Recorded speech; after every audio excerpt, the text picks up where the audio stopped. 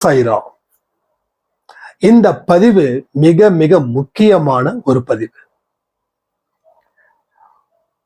இத்தனை வருஷங்களா நீங்க பல வாய்ப்புகளை இழந்தீங்க, பல இழப்புகளை நீங்க சந்திச்சீங்க.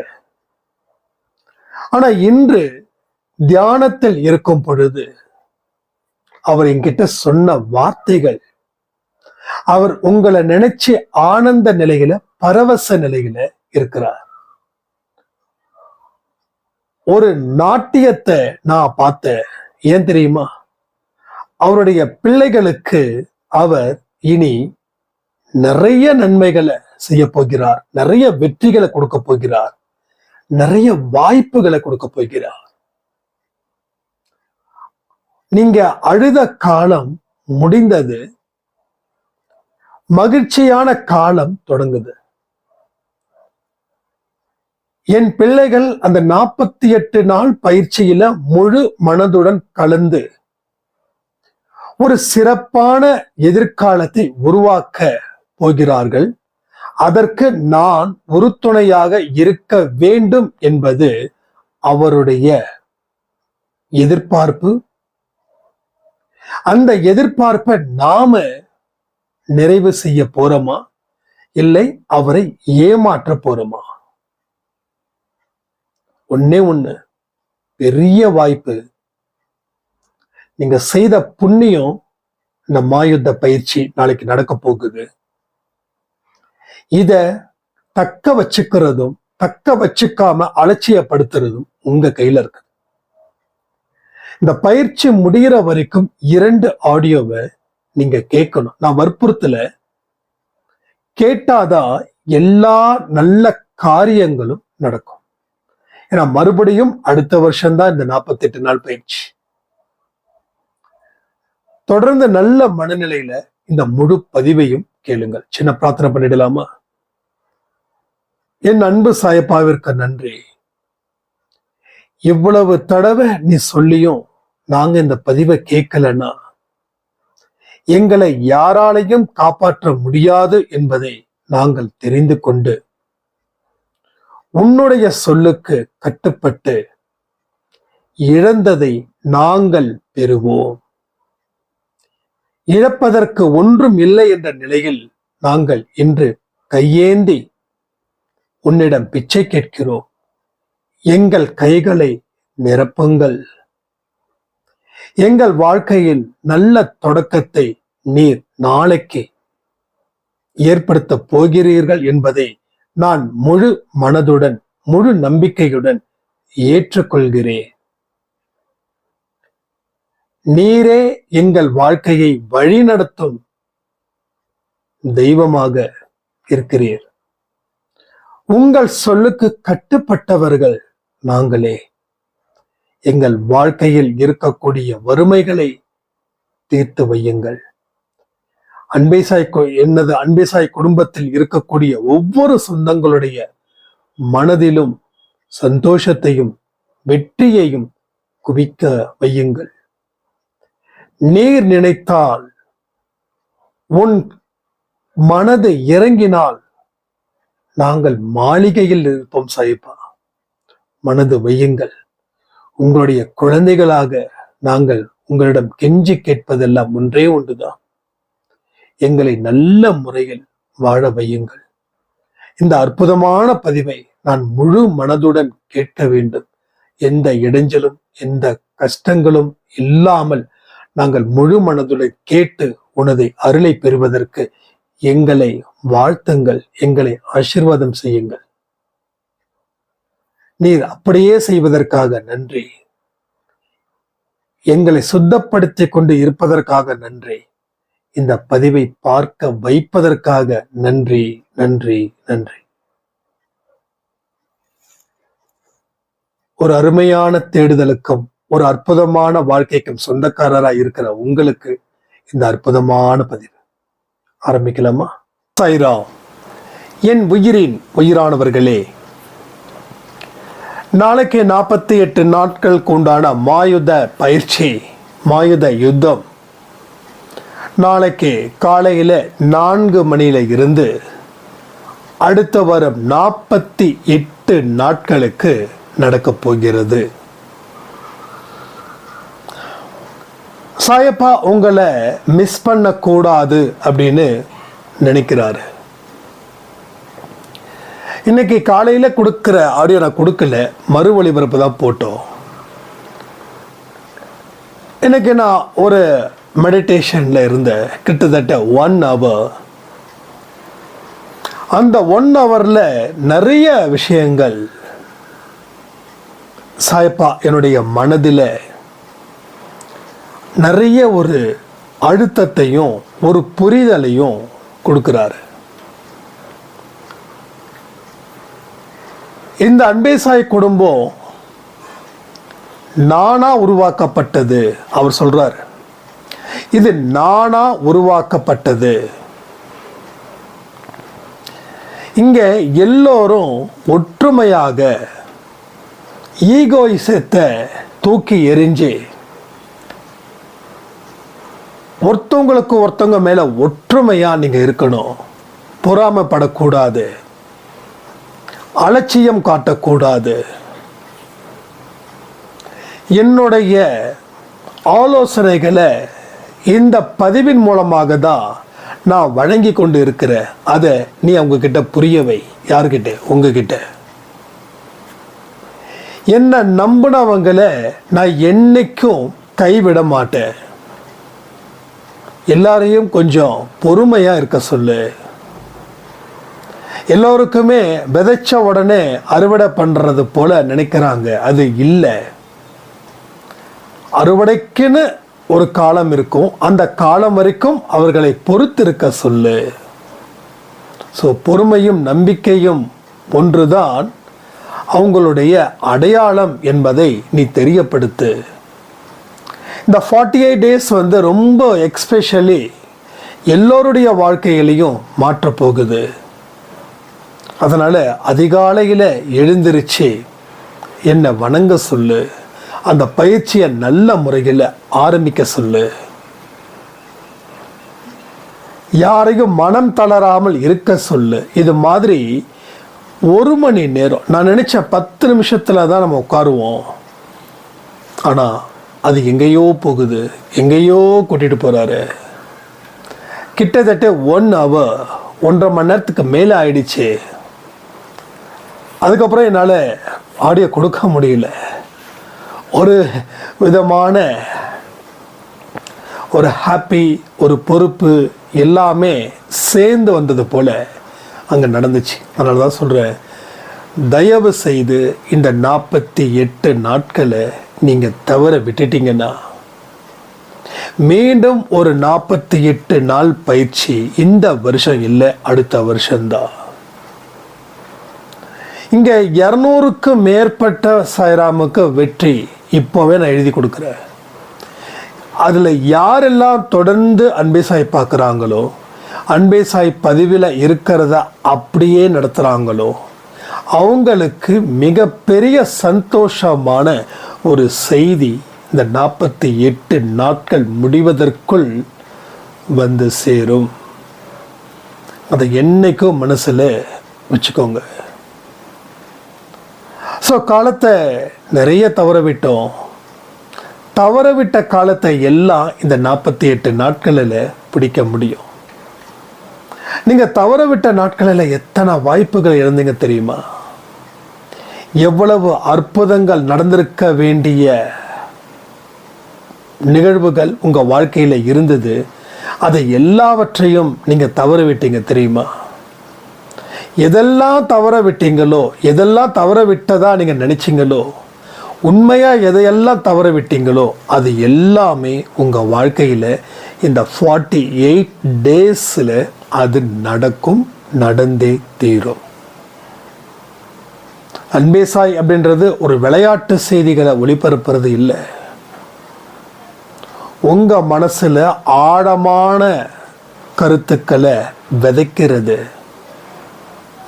விதைச்சதை சிந்தாம சிதறாம அறுவடை செய்வது.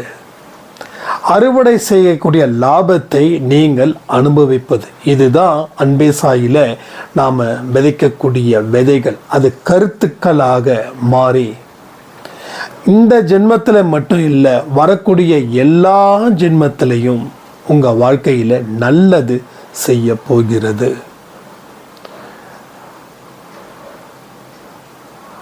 ஸோ இன்னைக்கு அவரை அந்த தியானத்தில் பார்க்கும்போது அவர் ரொம்ப எக்ஸைட்மெண்ட்டாக இருந்தார், ரொம்ப சந்தோஷமாக இருந்தார். நான் நினச்சே பார்க்கல. நம்ம அன்பே சாயில எந்த மாதிரி ஒரு சாய்பா ஃபோட்டோ வச்சுருக்கோமோ, எந்த உருவத்தை நம்ம மனசில் நினச்சிருக்கோமோ, அந்த உருவத்தில் ஒரு ஆனந்தமான நிலையில் என்னோட குழந்தைங்களுக்கு அடுத்த 48 நாட்களில் கர்ம வினைகள் தீரப்போகுது. அவர்கள் கேட்டதை எல்லாத்தையும் நான் தரப்போகிறேன். இனி எந்த தடைகளும் இல்லை. அவர்கள் என்ன வேணாலும் கேட்கலாம். அவர்களுக்கு முதன்மை தேவைகள் என்ன இருக்குதோ அதை நான் நிச்சயமாக கொடுக்க முடியும். ஏன்னா அவங்க நான் சொல்கிறத அவர்கள் முழு மனதோட கேட்பார்கள். அந்த நம்பிக்கையில் தான் அவர் இருக்கிறார். அவர் நம்பிக்கையை பொய்யாக்க கூடாது. அவருடைய எதிர்பார்ப்பை எக்காரணத்தை கொண்டும் ஏமாத்திடக்கூடாது. என்ன நடந்தாலும் பல்ல கடிச்சுக்கிட்டு இருங்க. மனசில் சாய்ப்பாவை நினைங்க. நீங்கள் நினைக்கும் பொழுது அதை நிச்சயமாக அதை ஈஸியாக கடந்து விட முடியும். ஒரு அற்புத தேடுதல் இங்கே இருக்கிறது. ஒரு அதிசயிக்கப்பட்ட நிச்சயிக்கப்பட்ட ஒரு வாழ்வு உங்களுக்கு இருக்கிறது. உங்க எதிரிகள் தொல்லை குறையும். கடன்கள் அடைப்பதற்கும் அதற்கு உண்டான கதவுகளும் திறக்கப்படும். என்னங்க பெரிய நோயா? நான் பிபி இருக்கா, சுகர் இருக்கா, அதை தாண்டினது இருக்கா? ஏன் கேன்சர் லாஸ்ட் ஸ்டேஜா? குழந்தை பாக்கியம் இல்லையா? கணவர் குடிக்கிறாரா? இது எல்லாத்தையும் படிப்படியாக சால்வ் பண்ண போறார். வார்த்தைகள நம்பிக்கை இருந்துச்சுன்னா, நம்புறேன் அன்பே சாயப்பா காப்பாற்றுவாரு அப்படின்னு ஒரு கமெண்ட் போடுறீங்களா? ஏன்னா நீங்க உங்களை இணைச்சிக்கணும். எங்க? சாயப்பாவோட மனசுல. ஒரு நல்ல சூழ்நிலையை உருவாக்க சாயப்பா முயற்சி செய்யும் போது அதை புரிஞ்சுக்கிட்டு நாமும் அது போல நடந்து கொள்ள வேண்டும். நாம் அப்படி நடந்துக்க முயற்சிகள் செய்ய அவர் உங்களை ஆசீர்வதிப்பார். ஸோ இது நிறைய வார்த்தைகள், எக்கச்சக்கமான வார்த்தைகள். நான் எந்த வார்த்தையையும் அதிகமாகவோ இல்லை குறைவாகவோ சொல்லவே இல்லை. ஸோ அவரை சொல்ல அவரை பற்றி பேச மனசு அவ்வளவு சந்தோஷமா இருக்கு. உங்களுக்கு பிடிச்சவங்க திடீர்னு அவங்க இல்லை, ஆனால் அவங்களுக்கு ரொம்ப பிடிக்கும். அப்போ அவங்கள பற்றி நினைக்கும் போதோ அவங்கள பற்றி பேசும்போதோ ஒன்றும் இல்லை, ஒரு 10 வயசு 11 வயசில் ஏதாவது ஒரு நிகழ்வுகள் நடந்திருக்கும். இப்போ அவங்க எங்கேயோ இருப்பாங்க, கான்டாக்ட் இல்லாமல் இருப்பாங்க. எத்தனையோ மனுஷங்க வந்து போவாங்க. அதில் சில மனிதர்களை மறுபடியும் பார்க்க மாட்டோமா? நான் ஸ்கூல் படிக்கும்போது என் ஃப்ரெண்டு எங்களை வந்து STSS அப்படின்னு சொல்லி கூப்பிடுவாங்க கிளாஸில், ஸ்கூலில். ஒரு 11th படிக்கும்போது ஒரு சீட்டு கிரியேட் பண்ணோம். அதில் வந்து சையத் திருநாவுக்கரசு, சந்தோஷ் திருநாவுக்கரசு, சையத் சக்திவேல். இப்போது இந்த 3 பேருமே என்னால் பார்க்க முடியல. எங்கே இருக்காங்க, எப்படி இருக்காங்க அப்படின்னு. ஒன்றும் இல்லை, இந்த குசேலன் படத்தில் ரஜினி அவங்களுடைய பழைய நண்பரை பற்றி பேசும்போது உணர்ச்சி வசப்பட்ட நிலையில் இருப்பார். அந்த மாதிரி ஒரு ஃபீல். ஏன்னா ஸ்கூல் படிக்கும்போது நம்ம பசங்க எவ்வளோ ஒரு ஹாப்பியாக இருப்போம். இப்போது அவங்க எப்படி இருப்பாங்க, எந்த மாதிரி உருவத்தில் இருப்பாங்க, ஆனால் பார்க்குறது ரொம்ப ஆசை. ஆனால் காண்டாக்ட் நம்பர் எதுவுமே இல்லை. நானும் FBயில் பார்க்குறேன், இன்ஸ்டாவில் பார்க்குறேன். ஸோ ட்ரை பண்ணி அழுத்து போயிடுச்சு. அப்போ என்னன்னா ஒரு ஸ்வீட் மெமரிஸ், அது போல் நமக்கு பிடிச்சவங்களை நினைக்கும் போது ஒரு மெமரிஸ் கிரியேட் ஆகும். அதுபோல் சாய்பாபா நினைக்கும் போதெல்லாம் ஒரு ஆனந்த மழை. மழையே இல்லை ஆனால் மழை, நனையவே இல்லை ஆனால் நனைஞ்சது போல ஒரு ஃபீல். ஸோ நிறைய விஷயங்கள் சொல்ல சொல்ல கண்ணு கலங்குது சாய்பாபா பற்றி.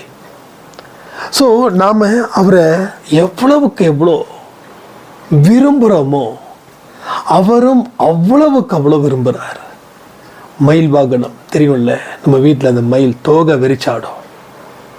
நான் எப்போ போய் பால்கனியில் நின்னாலும் ஒரு டான்ஸ், தோகை விரிச்சு ஆடும். ஒருவேளை நான் பார்க்கல, ஏதோ ஒரு ஒர்க்கில் இருக்கேன்னா கூப்பிடும், சவுண்டு. இத்தனைக்கும் நம்ம வீட்டை தாண்டி 2 வீட்டை தாண்டி இருக்கு. ஸோ கூப்பிடும், சவுண்டு கொடுக்கும். அந்த சவுண்டை கேட்கும் போது அவ்வளோ ஹாப்பியாக நேராக போனால் அடுத்த 2 நிமிஷத்தில் ஒரே டான்ஸ். நான் 15-20 நிமிஷம் அங்கே பார்ப்பேன். நான் என்னன்னா சாயப்பா அது மூலமாக நம்மளை சந்தோஷப்படுத்துகிறாங்க. அதை தாண்டி இன்னொரு விஷயமும் நடந்தது. சும்மா உட்காந்து டீ குடிச்சிட்டு இருந்தேன் பால்கனியில். ஒரு எங்கேயோ இருந்து ஒரு மயில் நேராக வருது. மயில் பறக்குது. மயில் பறக்கிறதெல்லாம் ரியலாக நான் பார்த்தது நம்ம இங்கே கோயம்புத்தூர் வந்துதா. ஸோ என்னன்னா ஒரு ஆனந்தமாக இரு, அவர் கட்டளை இடுறார். யாரு? சாயப்பா. ஆனந்தமாக இரு, சந்தோஷமாக இரு, வாழ்க்கையில் எதை பற்றி கவலைப்படாத. நீ என்ன நினைக்கிறியோ அதை விட நான் சிறப்பாக செஞ்சு கொடுப்பேன். நான் சொல்லிட்டு இருந்தேன்ல, இந்த வீடு எனக்கு ரொம்ப பிடிக்கும், ஆனால் வாடகை வீடு தான், இது அப்பார்ட்மெண்ட். இது அது என்னன்னு தெரியல, எங்கே போனாலும் எனக்கு அந்த இடம் ரொம்ப பிடிக்கும். இதுக்கு முன்னாடி ஒரு இடம் இருந்தோம், அது ரொம்ப சின்ன இடம். பட் அந்த வீட்டை விட்டு வர எனக்கு மனசே கிடையாது. அவ்வளோ ரொம்ப பிடிக்கும். மற்றவங்களுக்கு அது வசதி இல்லாமல் இருந்தது அந்த வீடு. அது மற்றவங்க நம்ம குடும்பத்தை தாண்டி இருக்கிறவங்க. எனக்கு ரொம்ப கம்ஃபர்டபுளாக, ரொம்ப கன்வீனியண்ட்டாக இருந்தது. இந்த வீடு வந்ததுக்கப்புறம் அந்த வீடும் எனக்கு பிடிக்கும், இந்த வீடு எனக்கு பிடிக்கும். ஆனால் இந்த வீடு எனக்கு ரொம்ப இன்ட்ரெஸ்டிங். ஏன்னா மயில், அந்த மலை, மருதமலைங்கேருந்து பார்த்தா தெரியும். அது ஒரு நல்ல ஒரு அட்மாஸ்பியர். இங்கே கிளி வரும், புறா, காக்கா பார்க்க முடியாது, புறா பார்க்கலாம். இன்னும் ஏகப்பட்ட அந்த பேர்ட்ஸை எல்லாமே பார்க்கலாம். ஸோ ரொம்ப நல்லாயிருக்கும், ரொம்ப ப்ளசண்ட். மனுஷன் இயற்கையோடு ஒன்றி வாழ்வது கடவுள் கொடுத்த வரும். It's a god gift. இங்கே நிறைய மரம், வேப்ப மரம் என்னோட ஃபேவரட். அப்போ எனக்கு பிடிச்சதையெல்லாம் என் கண்களில் காட்டுறாருன்னா யோசிச்சு பாருங்க. அப்போ நான் எவ்வளோ பெரிய லக்கி. ஸோ நீங்களும் லக்கி தான். என்ன உண்மை புரியல, கஷ்டம் கண்ணை மறைக்குது. அந்த கஷ்டத்தை தூக்கி ஓரம் வச்சிட்டோம் அப்படின்னா கண்ணை மறைக்காது. அப்போ மறைக்கிறது எல்லாமே தெரிய ஆரம்பிச்சிடும். அந்த தெரியறதுலே தான் சந்தோஷமும் ஒரு நல்ல ஒரு மனசில் திருப்திப்படுத்தும் ஒரு காட்சியும் அங்கே தெரியும். அப்போ இந்த வீடு நான் ரொம்ப ஆசைப்பட மாட்டேன், உங்களுக்கு தெரியும். வீடு கிடைச்சா நல்லாயிருக்கும். நான் திடீர்னு என்னைக்காவது ஒரு நாள் காலி பண்ணக்கூடிய ஒரு நெசசிட்டி வந்துச்சுன்னா அவங்க என்ன பண்ண முடியும்? ஸோ இந்த ஹவுஸ் ஓனர் அம்மா சொன்னாங்க, சந்தோஷ் நீ தான் இருக்கிற, வீட்டை காலி பண்ணாது, நான் வாடகை கூட ஏற்ற மாட்டேன். வாடகை ஏற்றிட்டா நீ காலி பண்ணிட்டேன்னா உன்ன மாதிரி பெருமையாக சொல்லலை, அம்மா சொன்னதை சொன்னேன். காட் ப்ராமிஸ், பெருமையாக பேசணுன்றதெல்லாம் நான் இது பண்ணலை. உன்ன மாதிரி ஒரு பையன் கிடைக்க மாட்டாங்க. மாதம் 1ஆம் தேதி ஆச்சுன்னா கரெக்டாக நீ ரெண்ட்டு கொடுக்குற. ஸோ இந்த வீட்டை நேசித்தது, வீட்டை அலட்சியப்படுத்தாதது, வீட்டை இந்த கடவுள் ஒரு வாழக்கூடிய வீடு மாதிரி பார்த்துக்கிட்டதால இந்த வீடு நம்ம விட்டு போகல. நான் சொன்னேன்ல உங்ககிட்ட, பொருளுக்கு உயிர் இருக்குது, பொருளுக்கு உயிர் இருக்குது. இந்த 48 விதிமுறைகளில் இதுவும் ஒரு விதிமுறை, பொருளுக்கு உயிர் இருக்கு. அப்போ இந்த வீட்டை நான் உயிராக நினைக்கிறேன். இது கடவுளோட கோட்டையாக நினைக்கிறேன். It's a fort. அப்போது இந்த வீட்டை இதோட பெஸ்ட்டாக போகணும், இதோட இன்னும் பெரிய அப்பார்ட்மெண்ட்டுக்கு போகணும் அப்படிலாம் எந்த தாட்டும் இல்லை. ஸோ இயல்பாக நடக்குது, இயல்பாக ஃபேவர் பண்ணுறாரு கடவுள். அப்போ என்னாலே இந்த வீட்டை வாங்க முடியாது அப்படின்னு தெரியும்.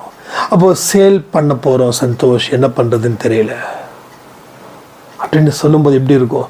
மைண்டில் நான் ரொம்ப டிஸ்டர்ப் ஆகலை. விஷ்ணு கொஞ்சம் மனசை உடைஞ்சிட்டாங்க, அம்மா அப்பா ரொம்ப உடஞ்சிட்டாங்க. என்னடா அது, நல்ல வீடு, காத்தோட்டமாக இருக்குது, நல்ல வெளிச்சம். ஸோ இப்போ வந்து நம்ம என்ன பண்ணுறது, சரி விடுங்கம்மா அவ்வளோதான். இந்த வீடு வந்து எத்தனை நாள், எத்தனை நிமிஷம், எத்தனை நொடி இருக்கணும்னு முடிவு பண்ணியாச்சு. ஓகே பரவாயில்ல, வீட்டு போகிறதுக்கு மனசு. இந்த படைப்பா படத்தில் சிவாஜி அந்த வீட்டை பார்த்து அப்படியே ஃபீல் பண்ணுவாங்கல்ல, கிட்டத்தட்ட அந்த மாதிரி ஒரு எமோஷ்னலாக தான் இருந்தது. எப்படி விட முடியும்? அதுக்காக போராடலாம் இல்லை நம்ம ஏதாவது பண்ணணும், ஏதாவது செய்யணும். எனக்கு என்ன பாசிபிள் இருக்கோ அதை மட்டும் நான் பண்ணேன். அதுக்கப்புறம் தான் ஃபைனலாக நம்ம சொன்ன மாதிரி. ஸோ நாளைக்கு இந்த வீட்டோட ரெஜிஸ்ட்ரேஷன். ஸோ இந்த வீடு நமக்கு சொந்தம் ஆகிவிட்டது. ஸோ இது மாதிரி ஒன்றுமே பண்ண வேண்டாம், கஷ்டம் பார்த்து ஓட வேண்டாம், பயப்பட வேண்டாம். அதிகாரத்தில் இருக்கிறவங்க என்ன சொல்லுவாங்களோ ஏது சொல்லுவாங்க, நீ ஆயிரு, உண்மைக்காக போராடு, உண்மை பக்கம் நில்லு, ஹானஸ்டாக நில்லு, பொய் பேசாத, அவ்வளோதான். வேற ஒன்றுமே இல்லை, சத்தியமாக சொல்கிறேன், வேற ஒன்றுமே இல்லை. நான் எந்த ஒரே ஒருத்தர் தான் ஷிரடி போனேன், ஒன்லி ஒன் டைம். அப்போ நம்ம சாய் ஃபேமிலியில் எல்லாரையும் அழைச்சிக்கிட்டு நாம் போனோம். அது அந்த மொமெண்ட் வந்து சான்ஸே கிடையாது. ஸோ நிறைய பேர் ட்ராவல் பண்ணாங்க. ஸோ நிறைய சொல்லிக்கிட்டே இருக்கலாம், ரொம்ப ஒரு எமோஷ்னலாக இருக்குது. அவர் இன்னைக்கு மெடிடேஷனில் அவருடைய முகம் வந்து எனக்கு ஒரே ஒரு என்ன தெரியுமா, முன்னப்போ ஒன்று அவர் நல்லா தான் இருக்காருங்க, தெளிவாக தான் இருக்கார், ஹாப்பியாக தான் இருக்கார், ஃபுல் எக்ஸ்பெக்ட் பண்ணுறாரு. ஆனால் தாங்கள் எப்படியோ அதை நினச்சா தான் என் வைத்த கலக்குது. அந்த போப்பா 48 நாட்கள்லாம் வந்து 4 நாள் எழுந்திரிச்சேன், கண்ணெல்லாம் சொக்குது, தலையெல்லாம் வலிக்குது, குடும்பத்தில் பிரச்சனை அப்படியே தான் இருக்குது, அட போப்பா அப்படின்னு சொல்லிடுவீங்களோன்னு ஒரு பயம். ஏன்னா நம்ம என்ன பண்ணுறோன்னா, ஜஸ்ட் ஏதோ எல்லாமே ஒரு பிஸ்னஸாக கொண்டு வந்துட்டோம். ஈவன் நான் உங்களை குறை சொல்லலை, தப்பாக நினச்சிக்க வேண்டாம், சிலரை சொல்கிறேன், ரைட்டா, உங்களை சொல்லலை. என் பையன் படித்து வேலைக்கு போய் என்னை காப்பாற்றுவான், அந்த மாதிரி இன்றைக்கி இருக்கக்கூடிய அம்மாக்கள், நான் உங்களை சொல்லலை, திரும்ப உங்களை சொல்லலை, சில பேரை சொல்கிறேன், ரைட்டா. ஏன்னா என் காதால் கேட்டது தான் நான் சொல்ல முடியும், நான் கெஸ்ஸிங்லலாம் சொல்லலை, ரியல் ஃபேக்ட். பையனை நல்ல ஸ்கூலில் படிக்க வச்சோம், எங்களை காப்பாற்றுவான், எங்களை கைவிட மாட்டான் அப்படின்னு தான் எல்லாமே பண்ணோம். ஆனால் அந்த பையன் கைவிட்டது தப்பு தான், நான் இல்லைன்னு சொல்லலை. ஆனால் எந்த பர்பஸில், எந்த எண்ணத்தில், அது தப்பு தானே. அப்போ நம்ம வந்து குழந்தைங்கக்கிட்டேயே ஒரு வியாபாரம் நடக்குதோன்னு தோணுது. தப்பாக இருந்தால் மன்னிச்சிடுங்க, என் மனசில் பட்டதை நான் சொல்கிறேன், அவ்வளோதான். ஸோ குழந்தைகளை படிக்க வைங்க, காப்பாற்றுறாங்க, அதை பற்றி பிரச்சனை இல்லை. அன்பை வைங்க, அன்பை வைக்கிற எந்த இடத்துல. அப்போ நீங்கள் ஏதோ ஒரு வியாபார நோக்கிலே குழந்தைங்களை வளர்க்குற மாதிரி இருக்கு. சம்பாதிச்சா காப்பாற்றுவான், என்னை காப்பாற்றுவான், எங்கள் கணவரை காப்பாற்றுவான். ஸோ வேண்டாம். ஸோ அந்த இப்போ என்னென்ன பெற்றவங்க குழந்தைங்கக்கிட்டே ஒரு கமர்ஷியல், ஒரு கடவுள்கிட்டே கமர்ஷியல். வியாபாரத்தில் மட்டும் ப்ராஃபிட் லாஸ் பாருங்கள், ரிலேஷன்ஷிப்பில் தயவுசெய்து பார்க்காதீங்க, அது அழகு இல்லை. நீங்கள் ரிலேஷன்ஷிப்பில் ப்ராஃபிட் அண்ட் லாஸ் நீங்கள் பார்த்தீங்க அப்படின்னா, கடவுள் உங்கள் ரிலேஷன் மூலமாகத்தான் உங்களை வந்து அடைகிறார் என்பதை நீங்கள் புரிந்து கொள்ள வேண்டும். ஆனால் இந்த மாதிரி ரிலேஷன்ஷிப்பை நீங்கள் மெயின்டைன் பண்ணிங்கன்னா, வயசான காலத்தில் கண்டிப்பாக உங்கள் குழந்தை உங்களை, சத்தியமாக சொல்கிறேன், முதியோர் இல்லத்தில் சேர்க்க மாட்டவே மாட்டாங்க. ஒரு எப்படி ஒரு கடவுளை பார்க்கறது போல அவர்கள் உங்களை பார்ப்பார்கள். நான் சொல்லுவா, நம்ம அம்மா இருக்காங்க இல்லையா, அதாவது என்ன பெத்த அம்மா, அவங்க வந்து சொல்லணும்னா அது ஒரு எமோஷனல் வந்துக்கிட்டே இருக்கும். 2015, 2016 இந்த இயர்ஸ்லலாம் கடன் ரொம்ப தலைவலி. அம்மா அப்பாவுக்கு தெரியாமல் நகை கொடுப்பாங்க. அவங்க தாலியை கூட கழட்டி, இதே மாதிரி தாலி டூப்ளிகேட்டில் செஞ்சு கொடுறா, நீ முதல்ல போய் கடனை போய் கட்டு, ஏதாவது ஆகிடப்போகுது அப்படின்னு. ஸோ பாசத்தை எல்லாரும் அப்படி தான் இருக்கீங்க. நான் திரும்பவும் சொல்கிறேன், எல்லார் வீட்லேயும் அப்படி தான் இருக்காங்க. சில பேர் அந்த மைண்டில் இருக்காங்கன்னு சொல்கிறேன். புரியுதா உங்களுக்கு? ஏன்னா இங்கே நிறைய பேர் நேம் சொல்லவே இது பண்ணவே இல்லை, அவ்வளவும் இல்லை, சொக்க தங்கங்கள் தான் எல்லாருமே தான். இப்போ நான் என்னுடைய ஓன் எக்ஸ்பீரியன்ஸை தான் நான் ஷேர் பண்ணுறேன், ரைட்டா? ஸோ எல்லாருமே நீங்கள் அப்படி தான் இருக்கீங்க. ஸோ அப்படி சொன்னதால தான் இன்றைக்கி அவங்கள தெய்வத்தின் ஸ்தானத்தில் தான் நான் வச்சுருக்கேன். ஏன் என்ன சொல்லணும்னா, தெய்வத்தின் ஸ்தானத்தை விட ஒரு படி மேலே. இப்போ கூட சொல்கிறாங்க ஈரோடு போகணும், போதும் வந்து 1.5 மாதம் ஆகுது, காலில் தான் விழுந்தேன், சர்ஜரி முடிஞ்சிச்சு, நல்லா தானே நடக்கிறேன், பிடிச்சிட்டு தட்டி விட்டேன். இந்த பாருங்கள் சொன்னாதான் செய், 1 மாதம் ஆகட்டும், செப்டம்பர் மாதம் என் பர்த்டே அன்றைக்கி நீங்கள் வரணும். ஸோ அதனால் வந்து ஆகஸ்ட்டில் தான் நான் அனுப்புவேன். இப்போ வரைக்கும் சண்டை, ஒரு அரை மணி நேரத்துக்கு முன்னாடி கூட சண்டை. அப்போ என்னென்னா, அப்போ அம்மா போனால் போதும், பிரச்சனை இல்லை, அப்படிலாம் இல்லை, அம்மா இருக்கணும். அந்த அம்மா பாசம்தான் இன்றைக்கி உங்கள் மேலேயும் எனக்கு அந்த பாசத்தை கொடுக்குது. ஸோ பிஸ்னஸ் ரொம்ப இதாகிடுச்சு. இப்போ இருக்கக்கூடிய யங்ஸ்டர்ஸ் இப்படி தான் ஃபீல் பண்ணுறாங்க. குழந்தையே வேண்டாம், கல்யாணம் பண்ணிக்கலாம், குழந்தை வேண்டாம், ஹாப்பியாக இருக்கலாம்.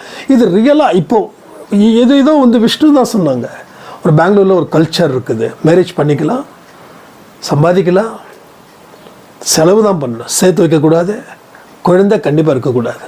இதுக்கு எல்லாமே சேர்ந்து இப்படி ஒரு பேர், இதுக்கு ஏதோ ஒரு பேர் வச்சுருக்குறாங்க, என்னமோ சம்திங் ஒரு சேம் நேம் சொன்னாங்க. இது பெங்களூரில் வந்து இந்த கல்ச்சர். என்னடா அது சீரியஸ் ஆகணும்? ஆமாம் சீரியஸ். சரி, ஒரு 50ஸ்க்கு மேலே 60ஸ்க்கு மேலே என்ன பண்ணுவாங்க குழந்தை இல்லாமல்? அன்றைக்கும் இதை ரத்தம் சுண்டாதா? ஸோ நிறையா விஷயங்கள் நம்ம பேசிக்கிட்டே இருக்கோம். உண்மையிலே சொல்லிட்டுனா இன்றைக்கி இருக்கக்கூடிய ஜென்ரேஷனில் ஒரு கோபமும் ஒரு வருத்தமும் இருக்குது, பரிதாபமாக இருக்குது. இவங்களெல்லாம் பார்க்கும்போது எங்கடா போய் முடியும் அந்த வாழ்க்கை? எங்கே போய் முடியும்? நரகத்திலே தான் முடியும். ஸோ உறவே வேண்டாம் என்ன அர்த்தம்? வளர்ப்பு சரியில்லையா இல்லை சொசைட்டி சரியில்லையா? நீங்களே முடிவு பண்ணுங்க. நான் சொல்கிறதுக்கு வரலை. ஏன்னா அம்மாவை தெய்வமாக மதிக்கும் போது வளர்ப்பு சரியில்லைன்னு சொல்லிட்டா அது எந்த அம்மாக்களையும், அது 25 வயசில் குழந்தை பெற்றாலும் அவங்களும் அம்மா தானே. ஸோ நீங்களே முடிவு பண்ணுங்கள், வளர்ப்பு சரியில்லையா இல்லை சமூகம் சரியில்லையா?